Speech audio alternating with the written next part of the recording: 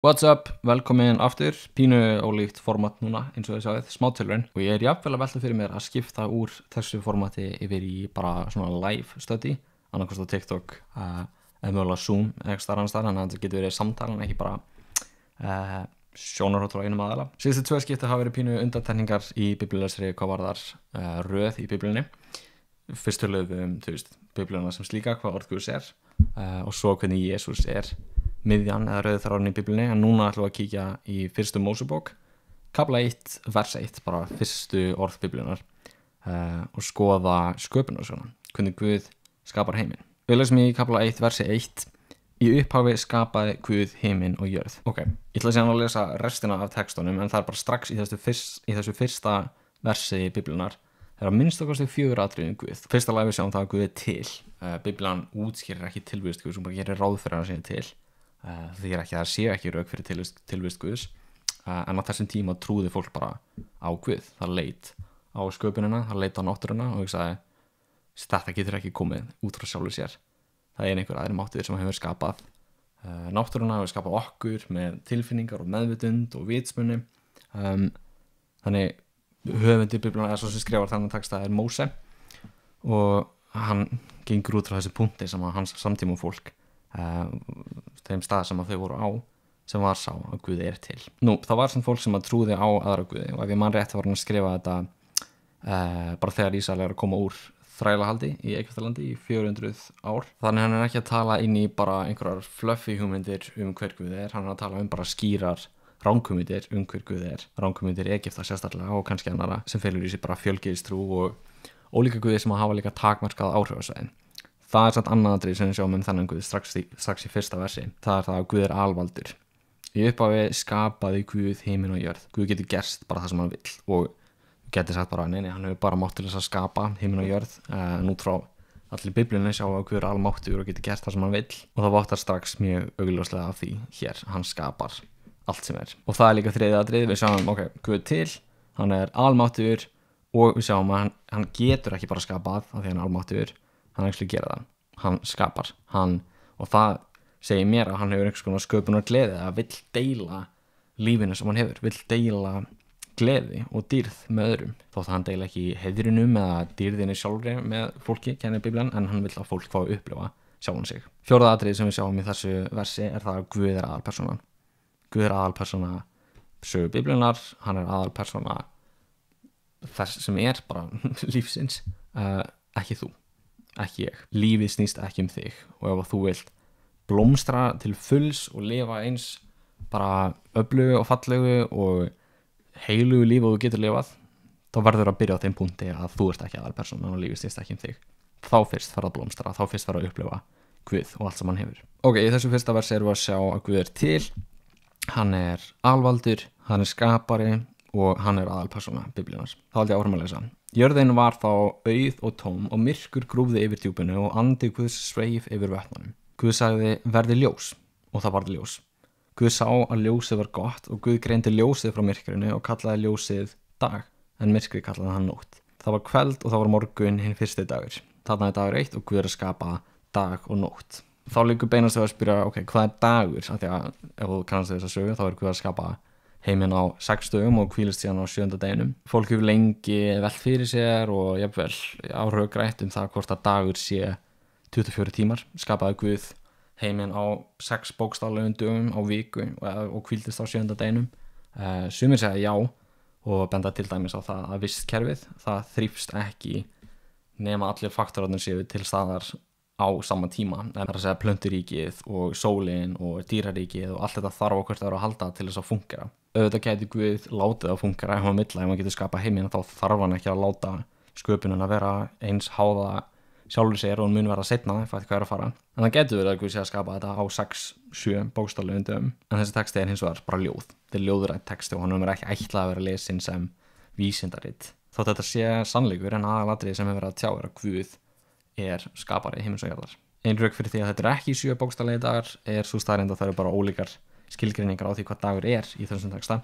Strax í fyrsta hlutanum dagur og nótt og það er 1 dagur, þannig að það eru 2 skilgreiningar á degi. Biblían talar líka um að 1 dagur fyrir Guði er 1000 ár og 1000 ár er 1 dagur. Þannig að það má vel vera að textin sé bara að meina tími, bara á einum tímaeiningu að einu tímabili skapaði Guð þetta og næsta tímabili þetta. Hvort sem það er skiptir að faktist engu máli hvort að Guð skapaði heiminn á viku eða lengri tíma. En ok, á þessum fyrsta degi eða fyrstu tímaeiningu þá skapar Guð dag og nótt. Vers 6. Guð sagði verði fersting milli vatnana og hún greini vötn frá vötnum. Þá gjörði Guð ferstinguna og greindi vötnin sem voru undir ferstingunni frá þeim vötnum sem voru yfir henni. Og þá var það svo. Og Guð kallaði ferstinguna heiminn.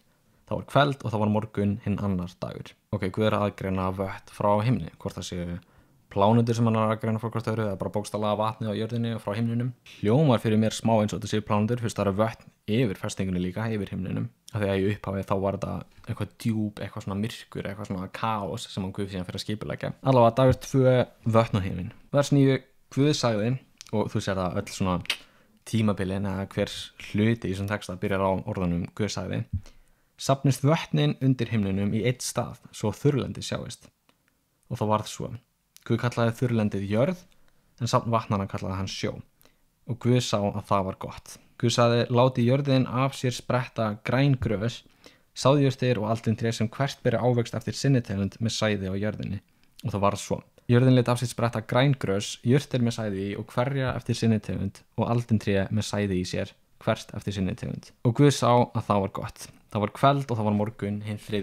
dagur. Ok, þarna er hann að greina sjó frá þurrlendi og fær þurrlendi til þess að bera ávöxt eða skapar jurtaríkið. Guð sagði verði ljós á festingu himinsins að þau greini dag frá nóttu og séu tákn til himins og til að marka tíðir, daga og ár. Og þau séu ljós á festingu himinsins til að lýsa jörðina og það varð svo. Guð gerði 2 stóru ljósin, hinn stærra ljósi til að ráða degi og hinn minna ljósi til að ráða nóttu. Svo og stjörnurnar og Guð setti þau á festingu himinsins að þau skyldi lýsa jörðinni og ráða degi og nóttu og greina sundur ljós og myrkur. Og Guð sá að það var gott.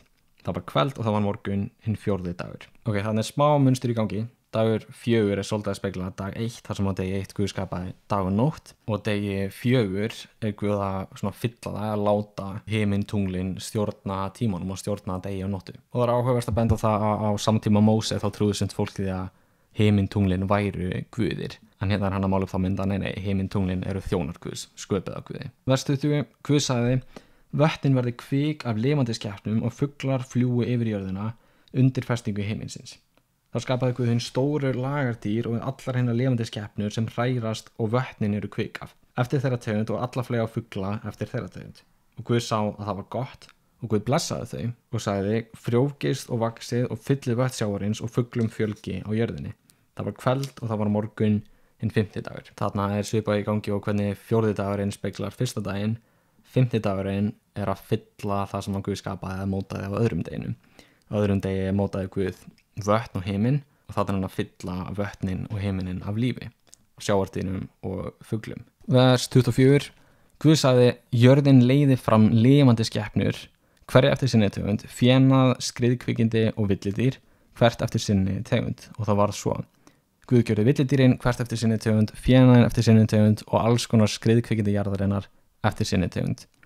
Og Guð sá að það var gott. Ljóðið heldur áfram og fjallar sköpun mannsins og síðan 7. daginn þar sem að Guð hvíldist. En af því að það er svo stórt topic þá ætlum við að taka bara næsta skipti þá og stoppa hér núna. Og það er að sjá líka í ljóðinu hvernig 7. dagurinn speglar svolítið dag 3 þar sem að Guð mótaði þurrlendið, jörðina og plönturíkið. Og núna er hann að fylla það svæði af landdýrum og síðan manninum. Ok, þannig að í þessu ljóði þá er Guð á 1. deginum að skapa dag og nótt og 4. deginum er hann svolítið að fylla eða fullkomna dag og nótt með því að láta heiminn tunglin stjórna tímanum og greina í sundur dag og nótt. Á degi 2 er Guð að skapa vötn og heiminn og á degi 5 er hann að fylla vötnin og heiminin af lífi. Sama á degi 3 þegar Guð er búin að aðgreina þurrlendi jarðarinnar og plönturíki þar. Þá á degi 6 fyllir hann það lífi með landyrum og líka manninum.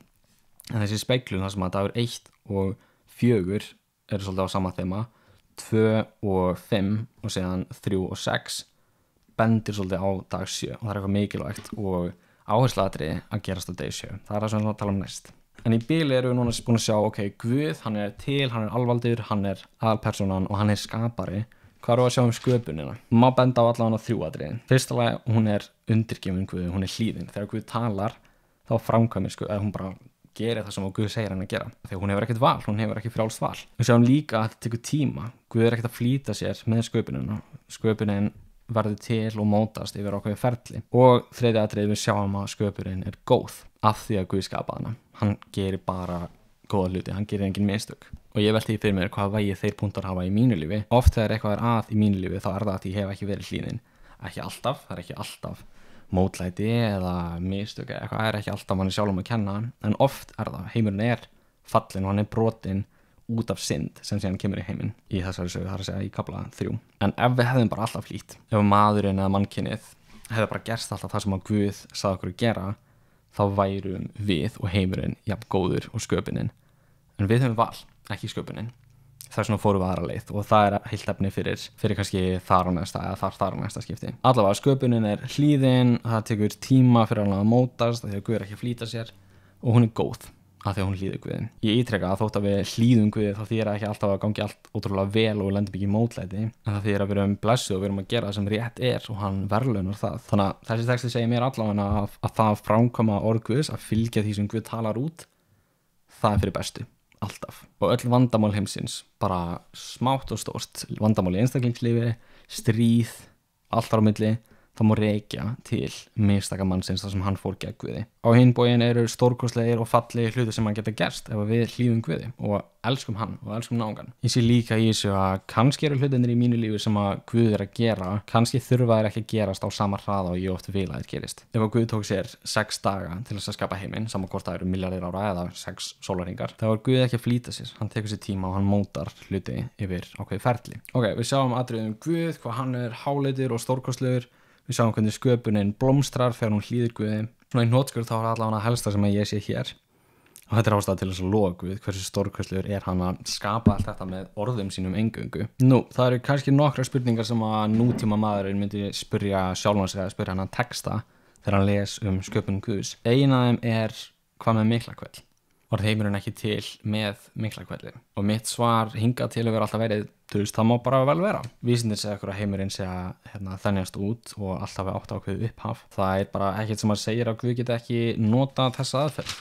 Hann sagði jú verði ljós í versi 3. Kannski notaði Guð ekki Miklakveld og frekar einhver aðra aðferð, en ég sé engan mótsögn á milli Miklakvelds og Guðs. En eins mikið og vísindi og trú haldast í hendur og passa vel saman, þá erum við líka að skilja munin að þeim. Vísindi svara spurningum eins og hvernig virkar heiminum bókstaflega, í efnafræði, eðlisfræði, líffræði og allt þetta. Það sem að trú gerir og andleg þekking, hún segir okkur af hverju. Af hverju er heimurinn eins og hann er. Og ef þú trúir að Miklakveldur sé upphaf heimsins, sem að má vel vera, þá virðist þú samt trúa því að ekkert hafi skapað allt. Það er bara vandamálið. Þetta er það sem að vísindi geta ekki svarað Miklakveld eða uppruna heimsins. Þau geta ekki sagt okkur af hverju, þau geta ekki sagt okkur hvað var undan Miklakveldi. Þetta er svo augljóst fyrir mér, það er bara starffræðilegur ómöguleiki að ekkert geti búið til eitthvað. Það bara gengur ekki upp. En einhvern veginn er allt hérna, einhvern veginn er heimurinn til. Eina sem getur útskýrt það málefnalega virðist vera að það er eitthvað sem er óháð tíma, rúmi og efni sem að veldur þessu þrenna. Því allt þetta þrennt þarf að vera til á sama tíma. Þú getur ekki haft efni án rýmis eða rými án tíma. Þannig ef þessi hlutir eiga að vera til, þá verður það að verða til á sama tíma. Það verður að vera eitthvað óháð því sem að skapar það. Þannig að þú ræður hvort þú trúar að það var ekkert sem skapaði það eða eitthvað yfirnáttúrulegt sem skapaði þetta náttúrulega. Þá segir þú, þú trúar að Guð skapaði heiminn. Hver skapaði þá Guð? Að einhverju leyti er þetta bara röng spurning. Þú ert að spyrja hver skapaði einhvern sem var ekki skapaður. Guð, Biblíunnar er ultimate skapari sem veldur öllum hlutum. Þegar það er eitthvað sem skapaði Guð, þá þarftu líka að spyrja hver skapaði Guðinn sem skapaði Guðinn sem skapaði Guðinn sem skapaði Guðinn sem, þú veist. Og þú ert komin þangað, það endar bara á einhverju stað þar sem er eitthvað yfirnáttúrulegt sem er ekki háð neinu sem skapaði allt sem er. Það er Guð Biblíunnar. Þannig að þú virðist hvort sem þú trúir á Guð eða ekki, þá virðist þú trúa á eitthvað yfirnáttúrulegt. Það er bara spurning hvort það segja yfirnáttúrulegur Guð og vera og eitthvað afl og persóna eða yfirnáttúrulegt ekkert. Hvort hljómar rökréttara fyrir þér? Og við getum sammælst það, saman hvort þú trúir á Guð eða ekki, að bæði vísindamenn sem trúa að engin Guð sé til og þeir vísindamenn meðtaldir sem trúa því að Guð sé til og sé skapari heimsins, báðir aðalar eða báðar hliðar viðurkenna að það eru ósvaraðar spurningar. Þeir sem trúa ekki á Guð halda áfram að leita svörunum og vona þeir mun einhvern tímann finna þau. Þeir sem að trúa á Guð halda líka áfram að leita svörunum en trúa því að þau eru sköpuð í Guðs mynd en ekki Guð í þeirra mynd. Það er að segja, við erum sköpun Guðs, hann er ekki sköpun okkar.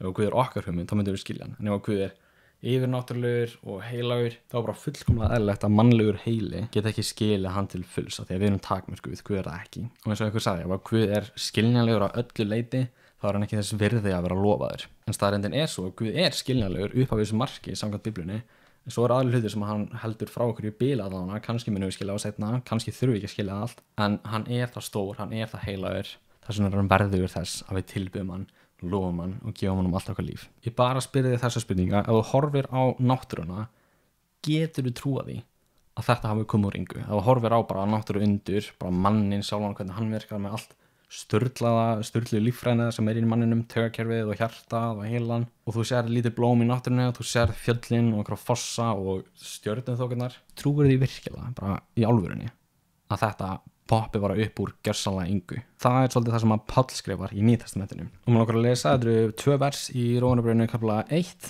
og Páll segir, þetta er í versi 19, það er vitað verður Guð.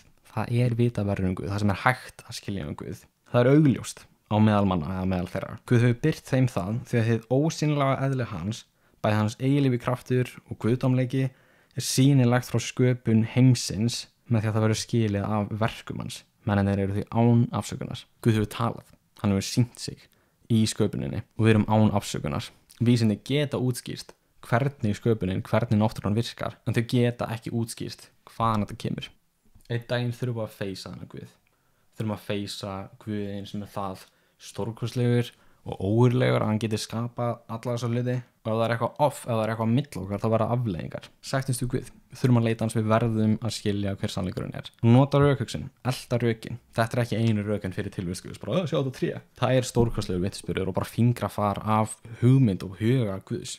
Það eru líka önnur rök í orði Guðs sem slíku, upprisa Jesú og kraftaverk og fleiri hlutir sem ég hef minnst á þær. En þetta er það sem Biblían kennir upphafið og sköpun heimsins. Það er Guð almáttugur sem skapar heiminn. Hann er aðalpersonan og það sem hann gerir er gott, og það er gott og hefur góðar afleiðingar að hlýða orði Guðs. Og þannig Guð sem að opinbera sig, sem að sýnir sig með verkum sínum í náttúrunni, hann verður að þekkja. Við getum líka að tala fyrsta kaflan í Kólusarbréfi þar sem við talaðum að allt var skapað í Jesú og hvaða hlutverk Jesús hafði í sköpuninni, en tímasagna ætla að sleppa því, en ávilt sko að það er að vers 15 til 20 í Kólusarbréfi kafla 1. Guð er stór, Guð er góður, hann elskar þig, leitað hans og hlýtt honum. Það er fyrir bestu. Ég ætla að enda á smá bæn. Heilagi Guð, þú sem erst skapari alls, vilt þú fyrirgefa mér, vilt þú fyrirgefa okkur Drottinn fyrir að fara gegn þínum vilja svo oft. Þakka fyrir það að þú hefur sýnt í náttúrunni og þú hefur sýnt hve stórkostlegur þú ert. Takk fyrir að þú ert góður, og það fyrsta sem hún gerir við lífríkið er það að þú blessaðir það, og það er sama hjarta og þú hefur fyrir okkur. Takk fyrir að við getum þekkt þig. Takk fyrir að rökhugsun leiðir okkur til þín. Vilt þú sýna okkur hver þú ert, sýndu okkur hver stór þú ert, hver heila er, og þakka þér fyrir að við fáum að kynnast þér í þínu orði. Takk fyrir að þú leiðir okkur og hjálpar okkur að líkast þér meira Jesús með tímanum. Og ég bið að mæta þeim sem er að horfa og hlusta. Þú þekkja þær hugsanir, þá trú og vantrú sem er í okkur öllum. Þú þekkir vangaveltur og efasemdir, og ég biði að hjálpa okkur öllum Drottinn að skilja þessa hluti. Viltu veita okkur svör, en viltu fyrst og fremst hjálpa okkur að treysta því hver þú ert, út frá því sem við sjáum í sköpunina að þú ert stór og þú ert góður, og út frá því sem við sjáum í orðið Guðs. Biði að mæta okkur öllum Drottinn og sérstaklega þeim sem er að horfa á hans stað. Blessaðu daginn hans og sýndu honum hver þú ert. Í nafni Jesú. Amen.